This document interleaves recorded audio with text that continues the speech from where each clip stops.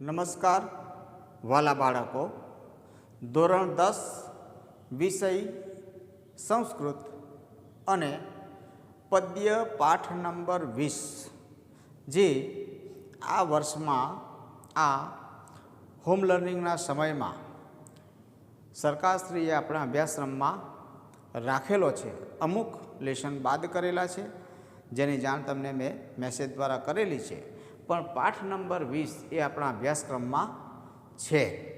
એટલે છેલ્લો પાઠ છે પદ્ય પાઠ. અને તથૈવ તિષ્ઠતિ એટલે કે તથા એવ તિષ્ઠતિ, તેવું ને તેવું ટકી રહે છે. આ શીર્ષકનું ગુજરાતી કરીએ તો આ પ્રમાણે થાય છે. એટલે પાઠ નંબર 20ને ભણવાનો પ્રયત્ન આજે આપણે કરીશું. એના કેટલાક શ્લોકો છે અને પ્રસ્તાવનામાં, પાઠ્યપુસ્તકની પ્રસ્તાવનામાં જે પ્રમાણે લખેલું છે એ જો હું તમને કહું તો પ્રસ્તાવનામાં કહ્યું છે કે જગતમાં વિવિધ પ્રકારના ફળ હોય છે અને દરેક ફળનો એક અલગ અલગ પોતપોતાનો રસ રહેલો હોય છે, એનો એક ટેસ્ટ રહેલો હોય છે. તમે ગમે તે ફળ ખાઓ તો એનો અલગ અલગ ટેસ્ટ, અલગ અલગ રસનો અનુભવ તમને થશે. દાખલા તરીકે તમે આજે સફરજન ખાઓ છો તો સફરજનનો રસ તમને અત્યંત ગમશે. કાલે ઈચ્છા થઈ સીતાફળ ખાવાની, સીતાફળ તમે ખાશો તો સફરજન પણ મીઠું અને રસાસ્વાદ છે. આવતીકાલે સીતાફળ ખાશો તો સીતાફળ તમને એવું જ મધુર અને મીઠું અને રસ આપનારું લાગશે. પણ સફરજન ખાવાથી જે આનંદ મળે છે અને સીતાફળ ખાવાથી જે આનંદ મળે છે તે સફરજન ખાવાથી સીતાફળના રસનો આસ્વાદ અથવા એનું મહત્ત્વ ઘટી જતું નથી, અને સીતાફળ ખાવાથી સફરજનના રસનું મહત્ત્વ ઘટી જતું નથી. અને આની આ જ બાબત, આની આ જ વાત એક મેં તમને ઉદાહરણમાં જણાવી છે. એમ આખા સંસ્કૃતના સાહિત્યમાં જુદા જુદા મહાકવિઓએ, જુદા જુદા નાટકકારોએ, વિદ્વાન નાટકકારોએ પોતપોતાની કૃતિઓ જ્યારે રચી ત્યારે એની રચના વખતે તેમણે પોતાને ગમતા એવા અને પોતાની બુદ્ધિ પ્રમાણે એવા ઉપદેશ આપનારા કેટલાક સુભાષિતો, કેટલાક શ્લોકો રચેલા છે. તમે કાલિદાસને ભણતા હો તો કાલિદાસના શ્લોક અથવા એનું સુભાષિત અથવા એનું મુક્તક જ્યારે તમે ભણો, ઉપદેશાત્મક કોઈ શ્લોક હોય તે ભણો તો તમને એમાંથી જે ઉપદેશ મળતો હોય તે બધું જ બરાબર છે. અને એવું ને એવું સુભાષિત અથવા મુક્તક અથવા શ્લોક જો તમે ભાસનું ભણો અથવા બીજા કોઈ મહાકવિનું ભણતા હો ત્યારે એ કવિએ રચેલી રચના પણ એ વખતે એટલી જ તાદૃશ અને એટલી જ અર્થસભર હોય છે. કહેવાનો અર્થ, એક કવિએ રચેલી રચના અને બીજા કવિએ રચેલી રચના, એક કવિનું સાહિત્ય ઊંચું છે અને બીજાનું ઊંચું નથી, એવું કહેવાનો કોઈ અર્થ નથી. બધા પોતપોતાની જગ્યાએ રચનાકારો યોગ્ય છે.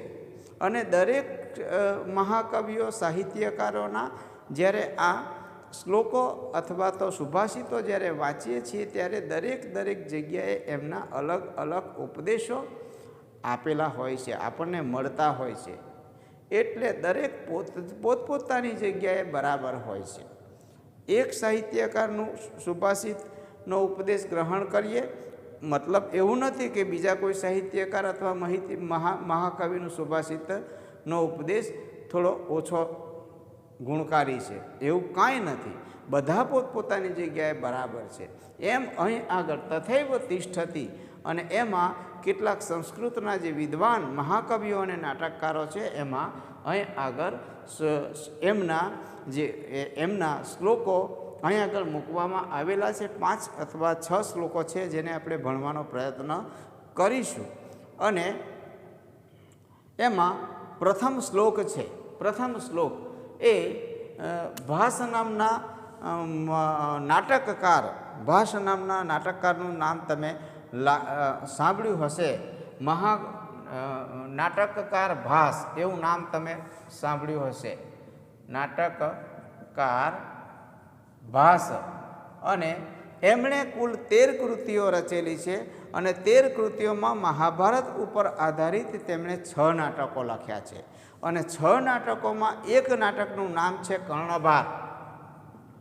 એક નાટકનું નામ છે કર્ણભાર. કર્ણનો ભાર એટલે કે કર્ણને દાનમાં મળેલા પ્રભુ તરફથી, સૂર્યદેવ તરફથી મળેલા કવચ અને કુંડળ જે એના આશીર્વાદ રૂપ હતા એ જ એને અત્યારે ભારરૂપ થઈ ગયેલા છે.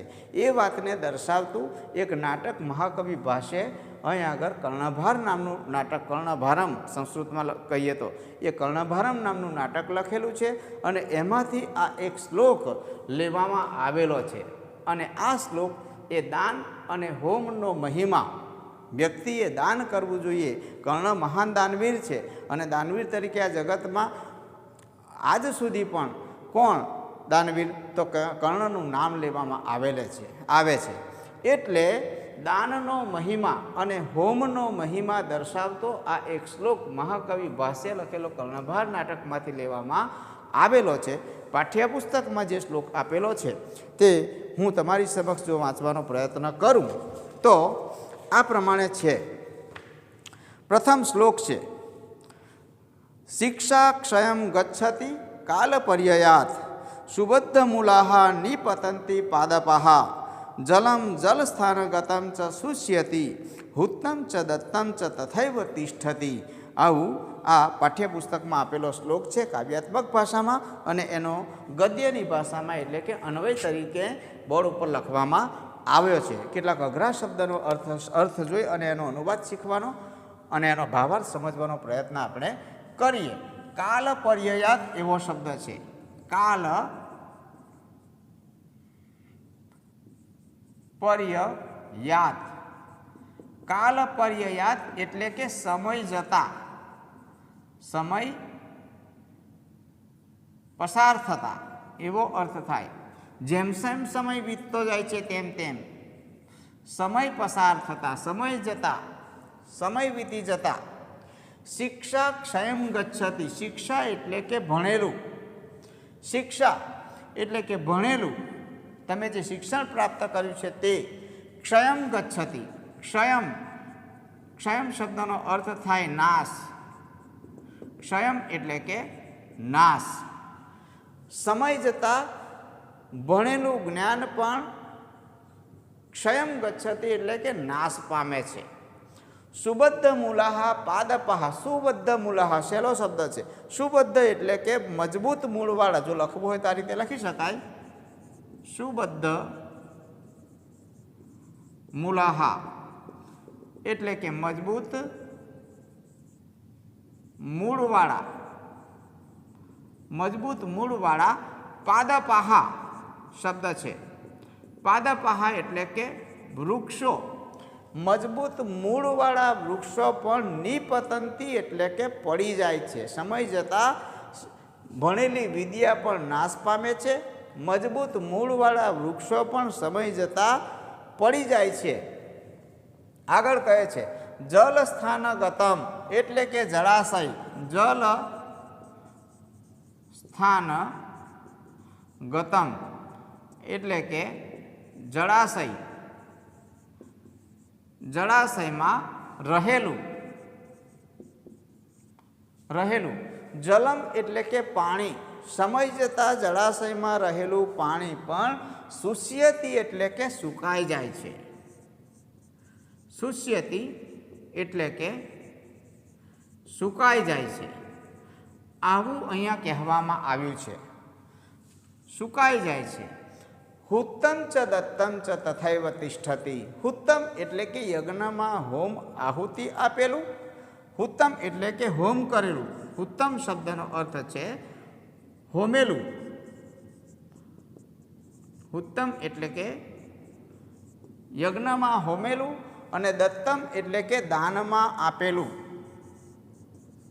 દત્તમ એટલે કે દાનમાં આપેલું. તથૈવ તિષ્ઠતિ તેમ જ રહે છે, મતલબ તેવું ને તેવું હંમેશના માટે ટકી રહે છે. આવું આ શ્લોકનો અનુવાદ થાય છે. જો સમજીએ તો સમય જતાં વિદ્યા પણ નાશ પામે છે, મજબૂત મૂળવાળા વૃક્ષો પણ પડી જાય છે, જળાશયમાંથી રહેલું પાણી પણ સુકાઈ જાય છે. હુત્તમ ચ દત્તમ ચ તથૈવ તિષ્ઠતિ યજ્ઞમાં હોમેલું અને દાનમાં આપેલું તેમ જ રહે છે. આવો અનુવાદ થાય છે. જો અનુવાદ લખવાનો પ્રયત્ન કરીએ તો આ રીતે થાય છે. સમય જતાં એટલે કે સમય પસાર થતાં ભણેલી વિદ્યા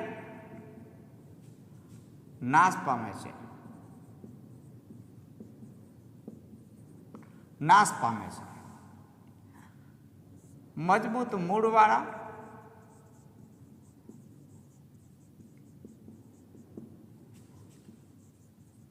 વૃક્ષો પણ પડી જાય છે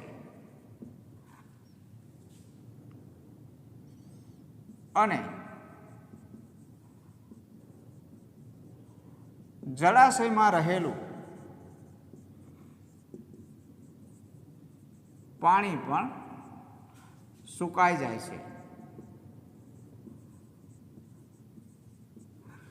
પરંતુ યજ્ઞમાં હોમેલું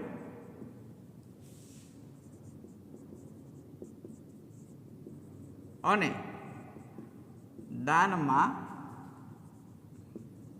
આપેલું તેવું ને તેવું જ હંમેશા ટકી રહે છે. આ પ્રકારનો આવો અનુવાદ થાય છે. એટલે અહીં આગળ આ શ્લોકમાં મહાકવિ ભાસે દાનનો મહિમા વર્ણવ્યો છે અને દાનની વાત કરવામાં આવેલી છે. એટલે અનુવાદ આ પ્રકારે છે.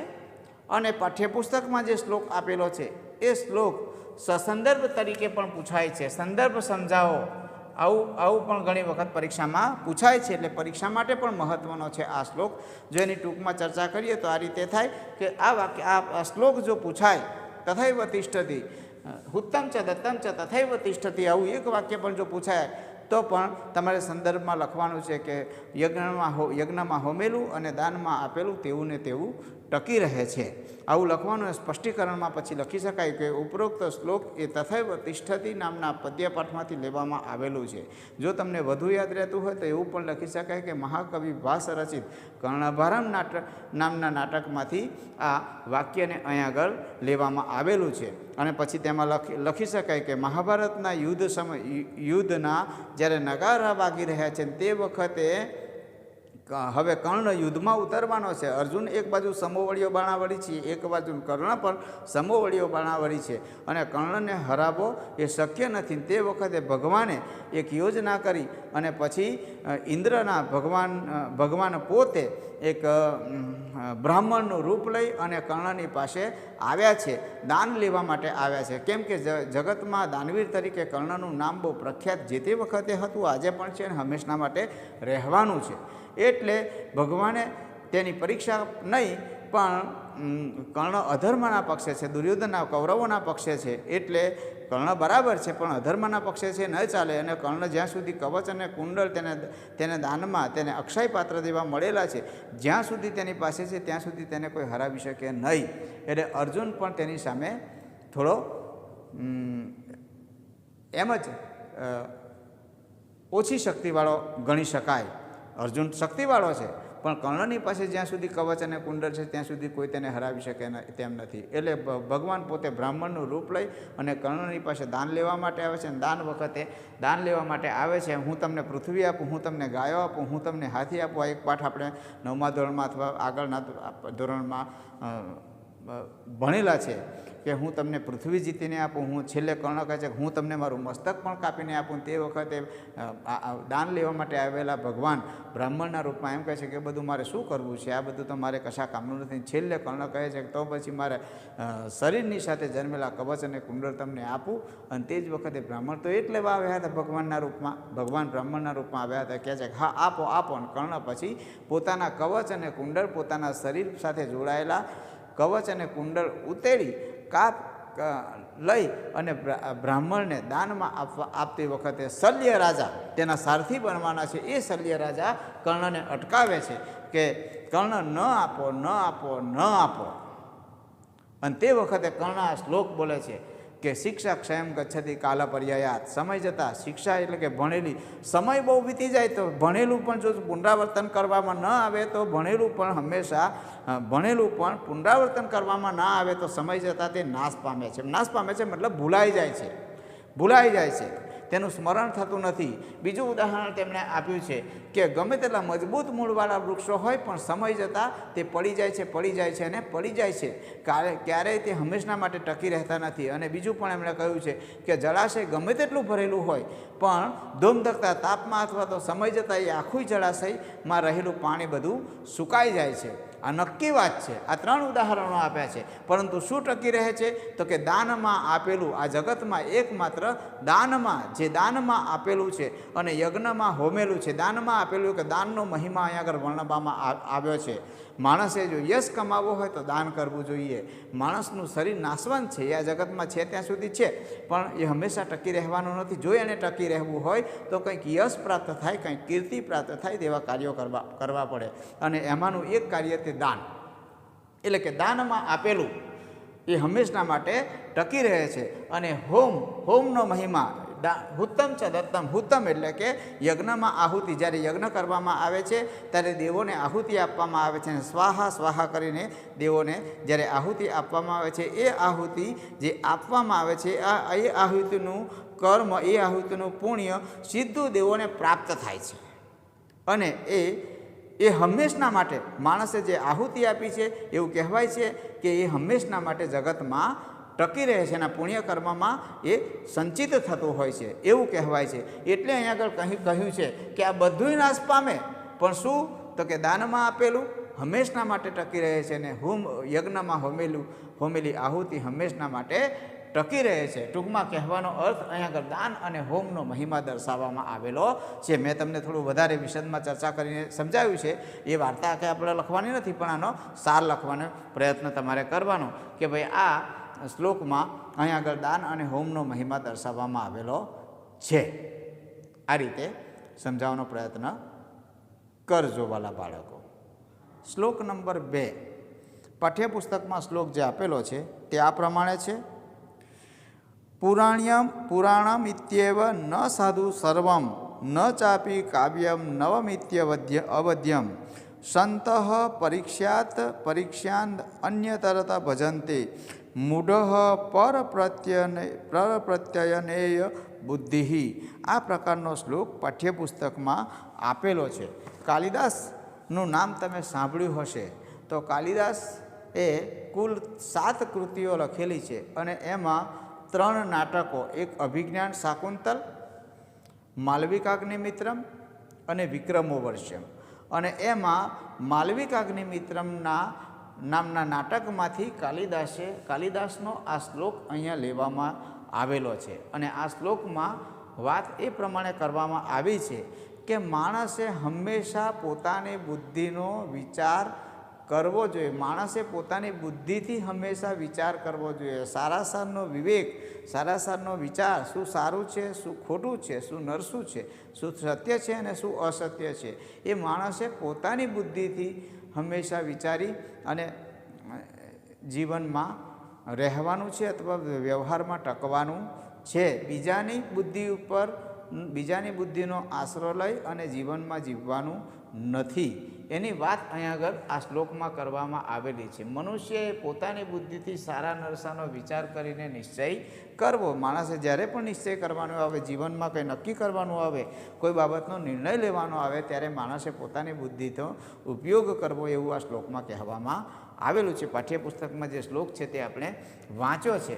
હવે શ્લોકના જો અહીંયા આગળ અન્વય જોઈએ તો પુરાણમ ઇતિ એવ સર્વમ ન સાધુ વર્તતે કાવ્યમ ચ અપી નવમ ઇતિ અવદ્યમ ન વર્તતે સંતઃ પરીક્ષ્ય અન્યતરત ભજન્તે મૂઢઃ પર પ્રત્યય નેય બુદ્ધિ અસ્તિ. આવો આ શ્લોક છે. પુરાણમ એટલે કે પ્રાચીન. પુરાણમ શબ્દનો અર્થ છે પ્રાચીન. તમને આવડે એવો શબ્દ છે. પ્રાચીન છે એટલે જ એ બધું ન સાધું એટલે કે સારું નથી હોતું એવું નથી. પ્રાચીન છે, જૂનું છે એટલે સારું નથી એવું નથી હોતું. કાવ્યમ ચ અપી, કાવ્યમ એટલે કે કવિતા, કાવ્ય પણ નવમ એટલે કે નવમ ઇતિ એટલે કે નવું છે એટલે અવદ્યમ, અવદ્યમ, અવદ્યમ એટલે કે ટીકા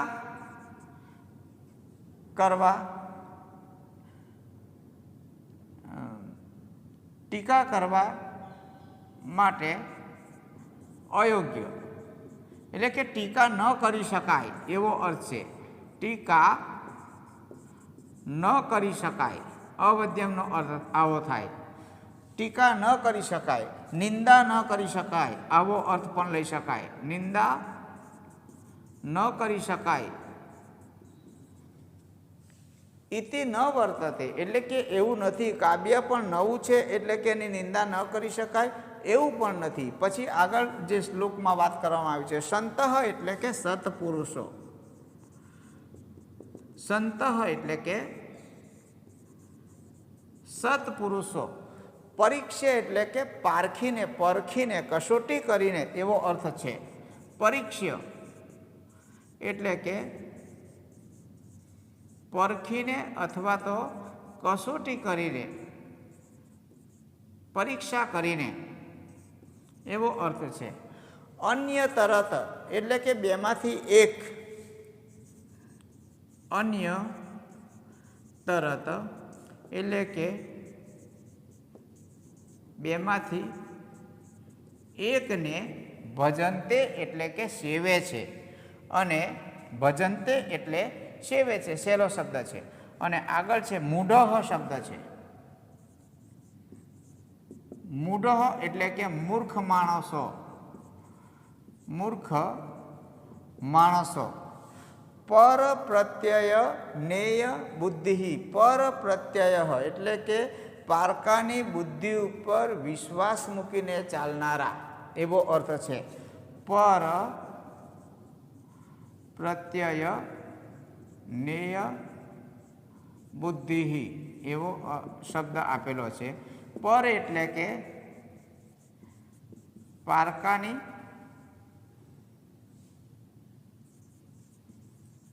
બુદ્ધિ ઉપર વિશ્વાસ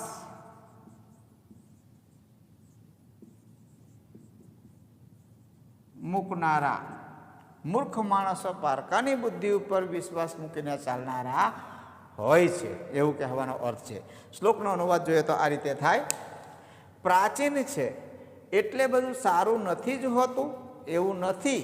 ઇતિ ન સાધુ એટલે કે સારું નથી હોતું એવું નથી. કાવ્યમ ચ અપી નવમ એટલે કે કાવ્ય પણ નવું છે એટલે કે નિંદા ન કરી શકાય એવું નથી હોતું. એટલે કે ટીકા ન કરી શકાય એવું નથી હોતું. આગળ કહ્યું છે કે સંત હોય એટલે કે સત્પુરુષો. પરીક્ષા અન્યતર પરખીને અથવા તો કસોટી કરીને. સંત પુરુષોના જીવનમાં જ્યારે કોઈ બે વાત ઉપજતી હોય ત્યારે તે તેની કસોટી કરી અને અન્ય તરત એટલે કે બેમાંથી કોઈ પણ એકને જે યોગ્ય હોય છે તે વાતને તેઓ સેવે છે. ભજનતે એટલે કે સેવે છે. અને સંતઃ મૂઢઃ બે શબ્દો છે. સંતઃ એટલે કે સત્પુરુષો આવું કરે છે, જ્યારે મૂઢઃ એટલે કે મૂર્ખ માણસો શું કરે છે તો કે પારકાની બુદ્ધિ ઉપર વિશ્વાસ મૂકી અને તેઓ હંમેશા દોરવાતા હોય છે. નેય એટલે કે દોરવાતા હોય છે. આવો આ શ્લોકનો અનુવાદ થાય છે. જો અનુવાદ લખવાનો પ્રયત્ન કરીએ તો આ રીતે થાય. પ્રાચીન છે એટલે બધું સારું નથી જ તેવું નથી હોતું.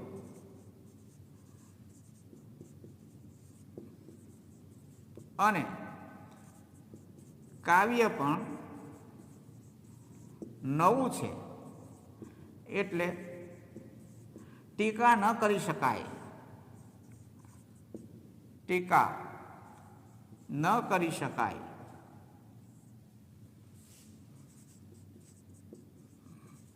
તેવું નથી હોતું. સત્પુરુષો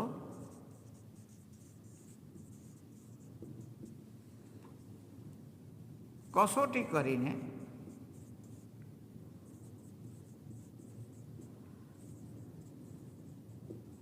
બેમાંથી એકને સેવે છે, જ્યારે મૂર્ખ માણસો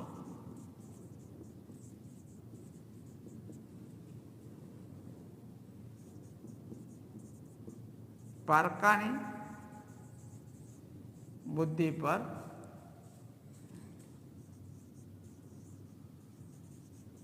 વિશ્વાસ મૂકીને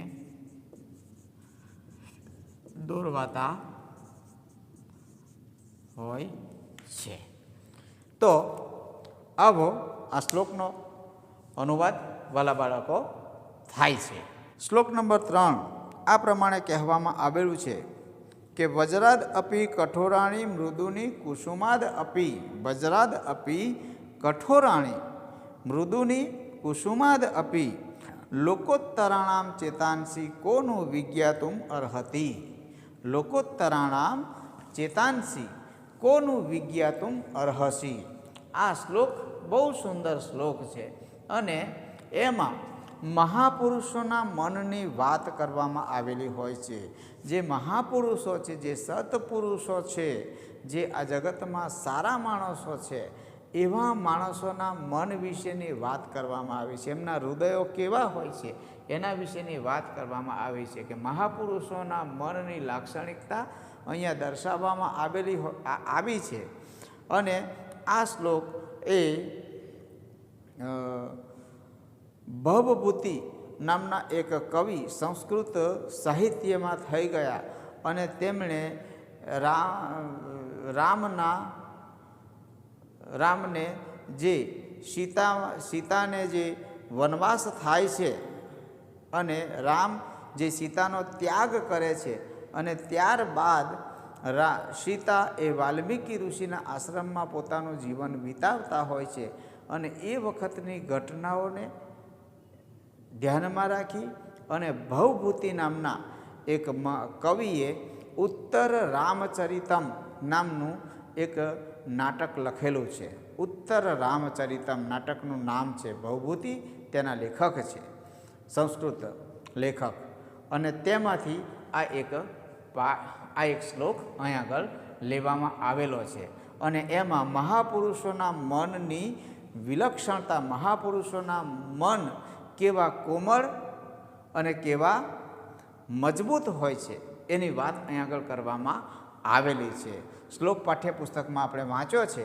તો લોકોત્તરાણામ એટલે કે લોકોમાં ચડિયાતા, લોકોત્તરાણામ એવો શબ્દ છે. લોકોત્તરાણામ એટલે કે સામાન્ય લોકોથી ચડિયાતા, એમ સામાન્ય માણસોથી ચડિયાતા ઉપરના. વજ્રાત અપી કઠોરાણી ચડિયાતા સત્પુરુષોના, એવું લખીએ તો વધારે સારું. સત્પુરુષોના, સામાન્ય માણસોથી ચડિયાતા એવા સત્પુરુષોના વજ્રાત અપી એટલે કે વજ્રાત અપી એટલે કે વજ્રથી પણ કઠોરાણી. કઠોરાણી શેલો શબ્દ છે? કઠોર. વજ્રથી પણ કઠોર કુસુમાદ અપી મૃદુની. કુસુમાદ એટલે કે પુષ્પ અથવા તો ફૂલથી પણ મૃદુની એટલે કે કોમળ. મૃદુની શબ્દનો અર્થ થાય કોમળ. કોમળ. ચેતાંશી એટલે કે મન. ચેતાંશી શબ્દનો અર્થ થાય મન. કહ નું વિજ્ઞાતુમ અર્હતિ. કહનું, કહ એટલે કે કોણ, નું એટલે કે ખરેખર, અને વિજ્ઞાતુમ એટલે કે જાણવા માટે. વિજ્ઞાતુમ અર્હતિ એટલે કે જાણવા અથવા તો સમજવા. કોણ યોગ્ય છે? કોણ યોગ્ય છે, કોણ જાણી શકે છે એવું કહેવાનો અર્થ છે. અહીંયા આગળ સામાન્ય માણસોથી અનુવાદ શીખવાનો કરવાનો પ્રયત્ન કર્યો તો સામાન્ય માણસોથી ચડિયાતા એવા સત્પુરુષોના વજ્રથી પણ કઠોર અને પુષ્પથી પણ કોમળ એવા મનને જાણવા માટે ચેતાંશીમ વિજ્ઞાતુમ અર્હતિ. ચેતાંશુમ વિજ્ઞાતુમ એટલે કે મનને જાણવા માટે કહ અર્હતિ, કોણ યોગ્ય છે એવું શ્લોકનો અનુવાદ થાય છે. એટલે અહીંયા આગળ આ શ્લોકનો અનુવાદ જો લખવાનો પ્રયત્ન કરીએ તો આ રીતે થાય.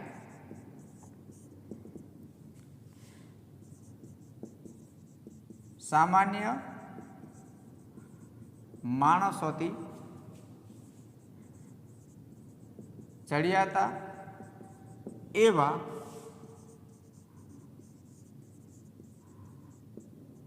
સત્પુરુષોના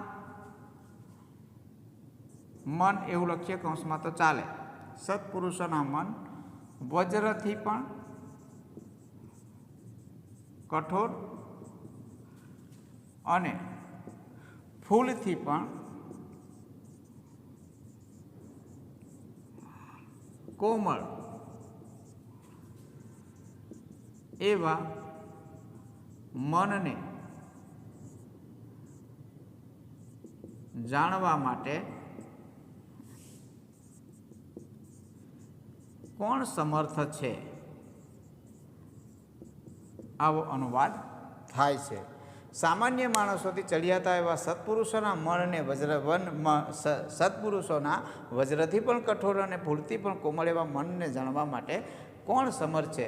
મતલબ અહીં આગળ મહાપુરુષોના મનની વાત કરવામાં આવેલી છે કે મહાપુરુષો જે સત્પુરુષો છે, જે સજ્જનો છે, એ ગમે તેવી આપત્તિ આવે, ગમે તેવું ભયાનક સંકટ આવે તો પણ તેઓ બહુ મજબૂત દિલના અથવા તો હૃદયના હોય છે. તેઓ ડગતા નથી. ગમે તેવી આભ જેવી આપત્તિ આવે તો પણ તેઓ ડગતા નથી.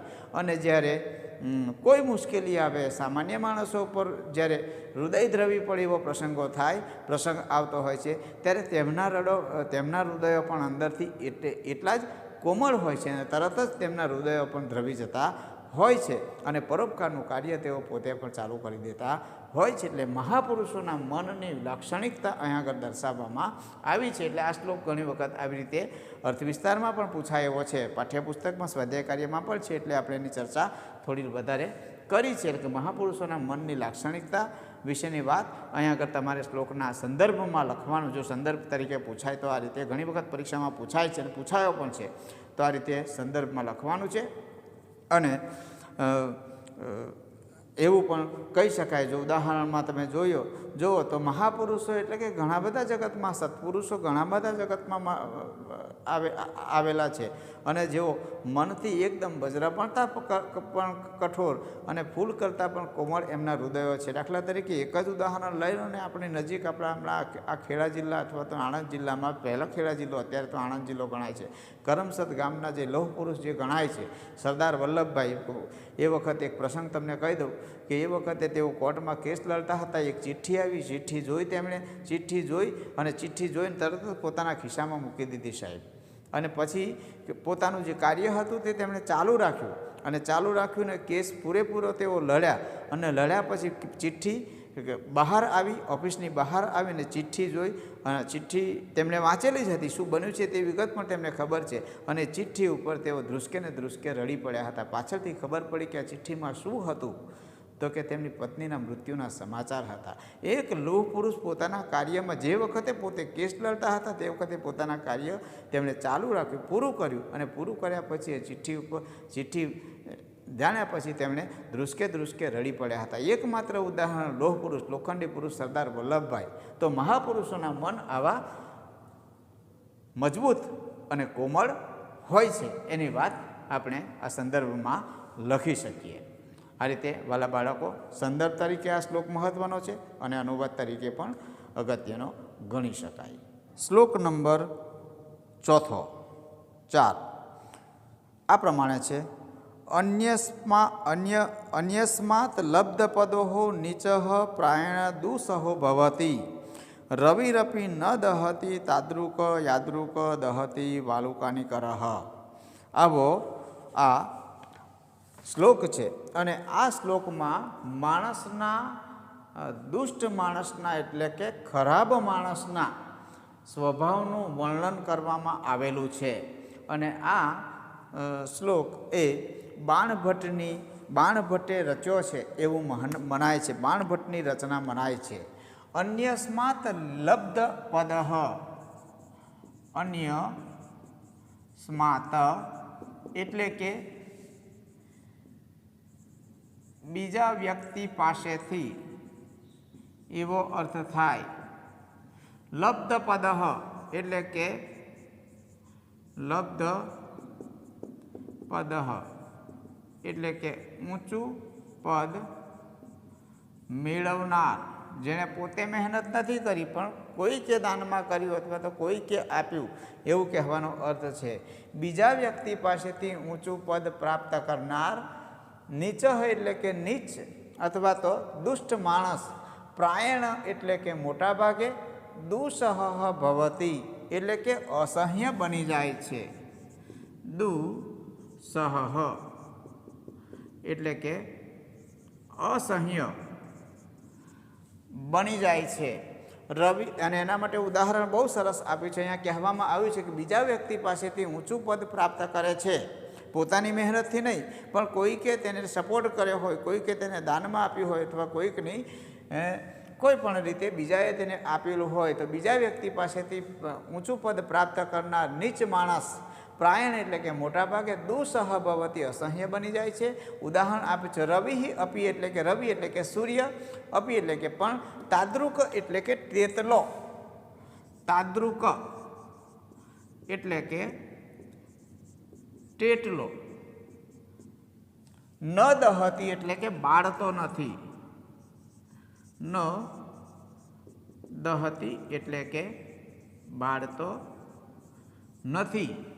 યાદૃક એટલે કે જેટલો, તાદૃક એટલે કે તેટલો અને યાદૃક એટલે કે જેટલો. વાલુકાની કરહ દહતી. વાલુકાની કરહ શબ્દનો અર્થ થાય રેતીનો ઢગલો. વાલુકાની કરહ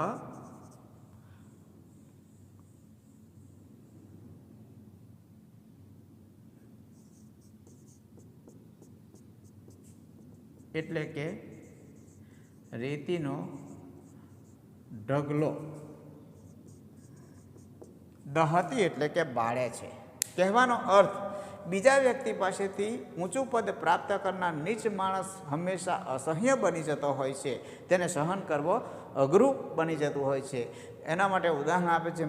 રવિ અપી તાદૃક ન દહતી યાદૃક વાલુકાની કરહ દહતી એટલે કે સૂર્ય પણ તેટલો દઝાડતો નથી, તેટલો આપણને બાળતો નથી જેટલું સૂર્યના તેજથી અથવા સૂર્યના તાપથી ગરમ થયેલી રેતીનો ઢગલો આપણને બાળે છે. સૂર્યના તાપમાં આપણે ઊભા રહી શકીએ છીએ, ગમે તેવા ધૂમધકતા તાપમાં પણ આપણે ઊભા રહી શકીએ થોડી વાર, પણ એના તાપને કારણે ગરમ થયેલી રેતીના ઢગલા ઉપર આપણે થોડીક ક્ષણો માટે પણ આપણે ઊભા રહી શકતા નથી. એટલે કે દુષ્ટ માણસના સ્વભાવનું વર્ણન આગળ કરવામાં આવેલું છે. અનુવાદ લખીએ તો આ રીતે થાય કે અન્ય માણસો પાસેથી ઊંચું પદ પ્રાપ્ત કરનાર દુષ્ટ માણસ, નીચ એટલે કે દુષ્ટ માણસ, નીચ માણસ, પ્રાપ્ત કરનાર દુષ્ટ માણસ મોટા ભાગે પ્રાયણ એટલે કે મોટા ભાગે અસહ્ય બની જાય છે, સહન ન કરી શકાય તેવો બની જાય છે, અસહ્ય બની જાય છે. સૂર્ય પણ તેટલો દજાડતો નથી, સૂર્ય પણ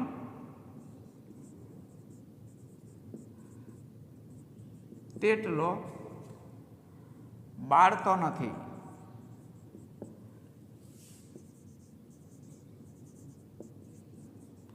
જેટલો રેતીનો ઢગલો બાળે છે, મતલબ દજાડે છે.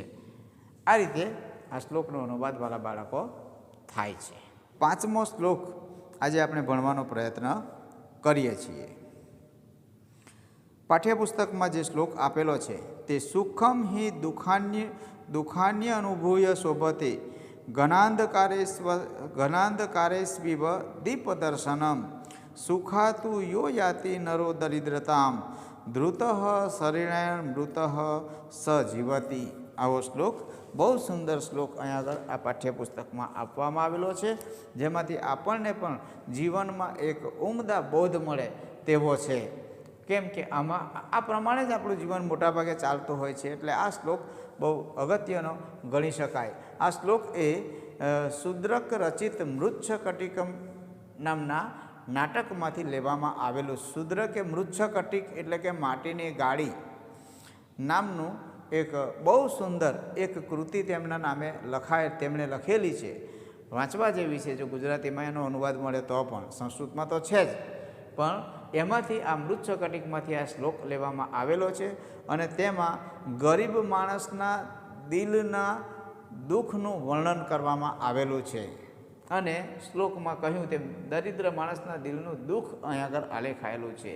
અન્વયમાં જોઈએ તો સુખમ હિ દુઃખાની અનુભૂય શોભતી. સુખમ એટલે કે સુખ, હિ એટલે કે ખરેખર, સાચે જ, હિ એટલે કે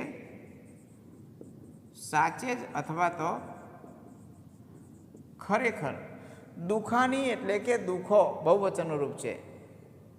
સુખ ખરેખર, દુઃખો અનુભૂય શોભતે. અનુભૂય શોભતે, અનુભૂય એટલે કે અનુભવીને, ભોગવીને એવો અર્થ થાય. અનુભવીને શોભે છે, સારું લાગે છે એમ કહેવાનો અર્થ. દુઃખ પછી સુખ આવે તો તે સારું લાગે એવું કહેવાનો અર્થ છે. એના માટે ઉદાહરણ આપ્યું છે, જેમ કે ઘનાંધકારેષુ, ઘનાંધકારેષુ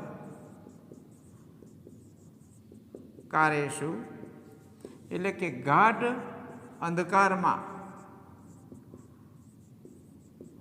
જેમ, ઈવ એટલે કે જેમ, ગાઢ અંધકારેષુ દીપ દર્શનમ, દીપ દર્શનમ એટલે કે દીવાનું દર્શન થાય છે તેમ. સુખાત તુ યહ નરહ, સુખમાંથી ખરેખર યહ એટલે કે જે, નરહ એટલે કે માણસ, છેલ્લો શબ્દ, દરિદ્રતામ એટલે કે ગરીબાઈમાં, દરિદ્રતામ એટલે કે ગરીબાઈમાં, યાતિ એટલે કે આવી પડે છે, યાતિ એટલે કે આવી પડે છે. સહ તે માણસ, સુખમાંથી જે માણસ ગરીબાઈમાં અથવા તો દુઃખમાં આવી પડે છે તે માણસ, શરીરેણ ધૃત એટલે કે ધારણ કરેલો, ધૃત એટલે કે ધારણ કરેલો એવો શબ્દનો અર્થ થાય. અને મૃત એટલે કે મરેલો,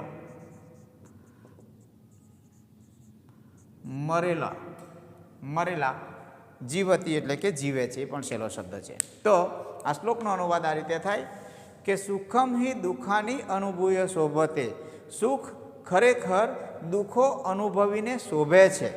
એટલે કે સુખ આવે માણસના જીવનમાં તો દુઃખ પછી સુખ આવે તો વધારે સારું છે, એવું કહેવાનો અર્થ છે. સુખ ખરેખર દુઃખોનો અનુભવ કરીને શોભે છે. ઘણા ઉદાહરણમાં આપ્યું છે, જેમ કે ગાઢ અંધકારમાં દીવાનું દર્શન થાય છે. ભયંકર અંધકાર હોય અને એમાં દીવાનું દર્શન જો સહેજ એક રોશની પણ આવે તો આપણને કેટલો એક સહારો મળી જતો હોય છે, એની વાત કરવામાં આવે છે. અને પછી આગળ કહ્યું છે, સુખાત તું યહ નરહ દરિદ્રતામ યાતિ, સુખમાંથી જે માણસ ગરીબાઈમાં આવી પડે છે, સ નરહ તે માણસ, શરીરેણ ધૃત તે માણસ શરીર ધારણ કરેલો હોવા છતાં પણ મરેલા માણસની માફક તે જીવતી એટલે કે જીવતો રહે છે, એવું કહેવાનો અર્થ છે.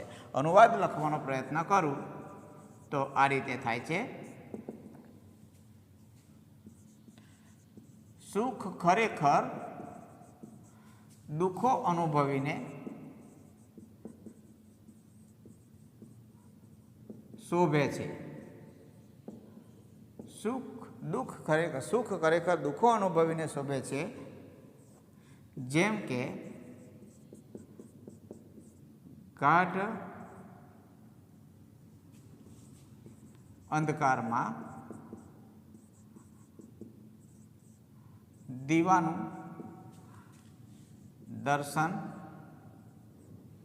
જેમ કે ગાઢ અંધકારમાં દીવાનું દર્શન થાય છે.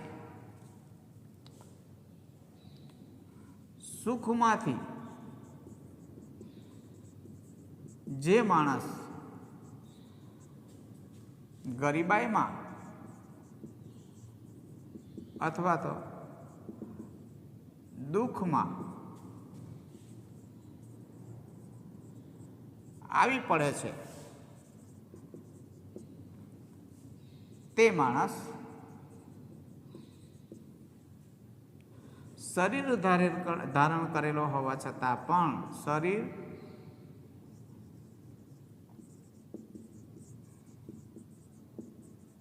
ધારણ કરેલો હોવા છતાં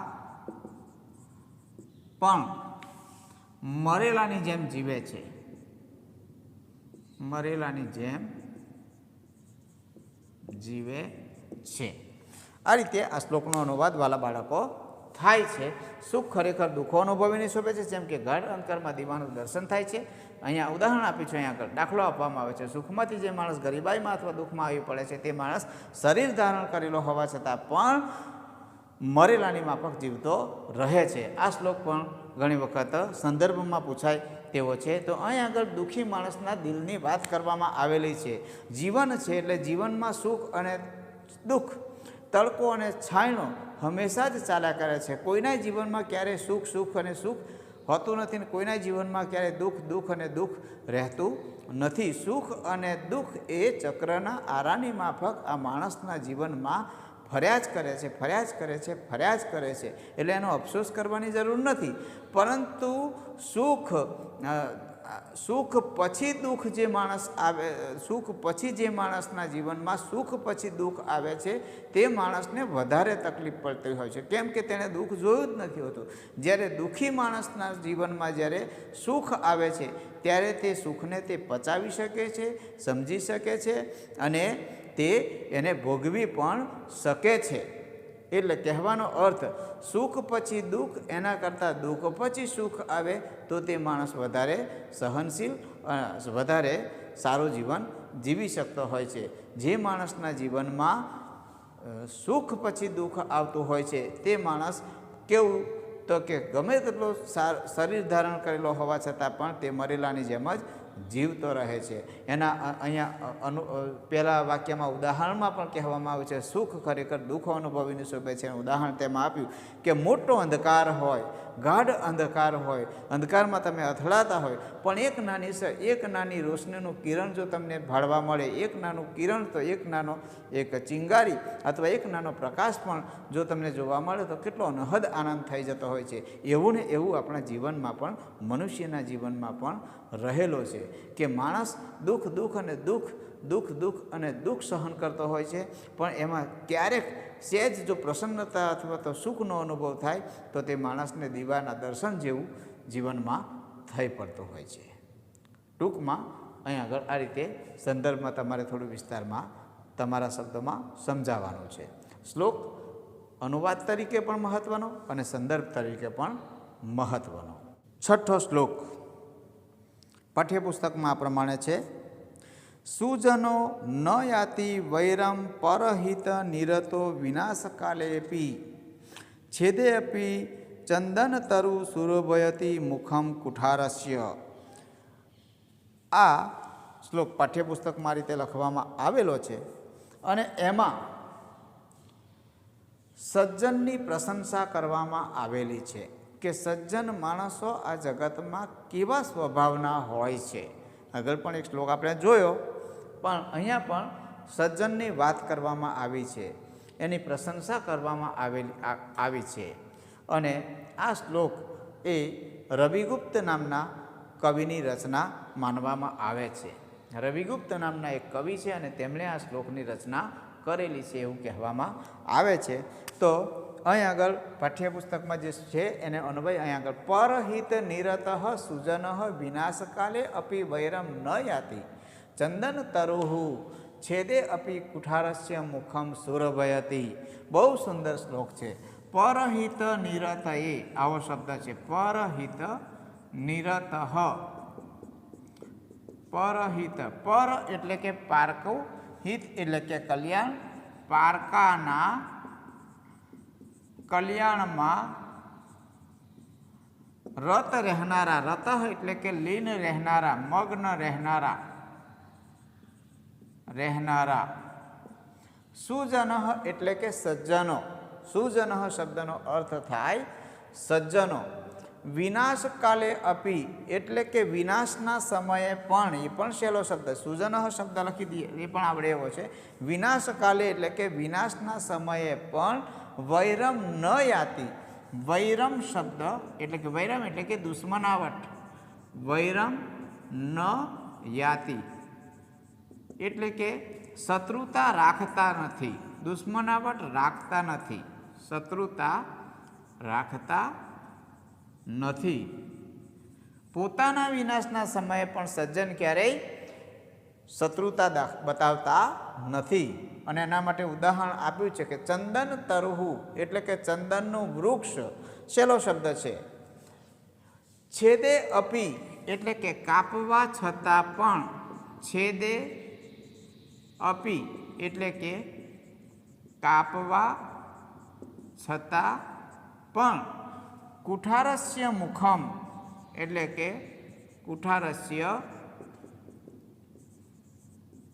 મુખમ એટલે કે કુહાડીના મુખને, અગ્રભાગને એવો અર્થ થાય. અગ્રભાગને સુરભયતી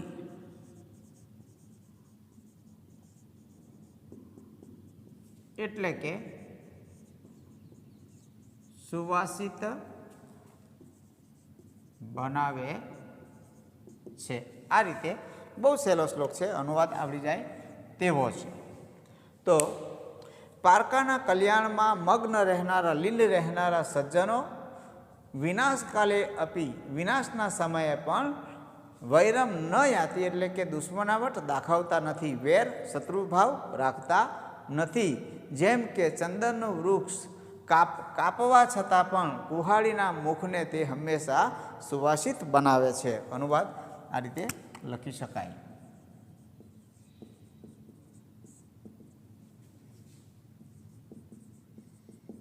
પારકાના કલ્યાણમાં લીન રહેનારા સજ્જનો, સત્પુરુષો વિનાશકાલે અપી મતલબ પોતાના વિનાશના સમયે પણ શત્રુતા રાખતા દાખવતા નથી. જેમ કે ચંદનનો વૃક્ષ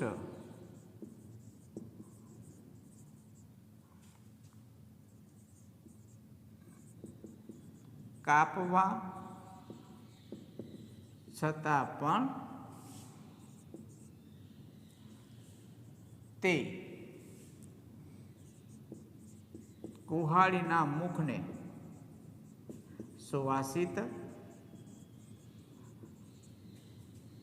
બનાવે છે. આ રીતે વાલા બાળકો શ્લોકનો અનુવાદ થાય છે. પારકાના કલ્યાણમાં મગ્ન રહેનારા સજ્જનો પોતાના વિનાશના સમયે પોતે આપત્તિમાં આવી પડ્યા હોય તેવા સમયે પણ ક્યારેય શત્રુભાવ રાખતા નથી, દુશ્મનાવટ રાખતા નથી. અને ઉદાહરણ એના માટે બહુ સરસ આપ્યું કે ચંદનનું વૃક્ષ પોતે કપાવા છતાં પણ કુહાડીના મુખને હંમેશા તે સુવાસિત જ કરે છે. ચંદનના સુવાસથી તે હંમેશા કુહાડીના મુખને પણ સુવાસિત કરે છે. એવો બહુ સુંદર શ્લોકનો અનુવાદ થાય છે.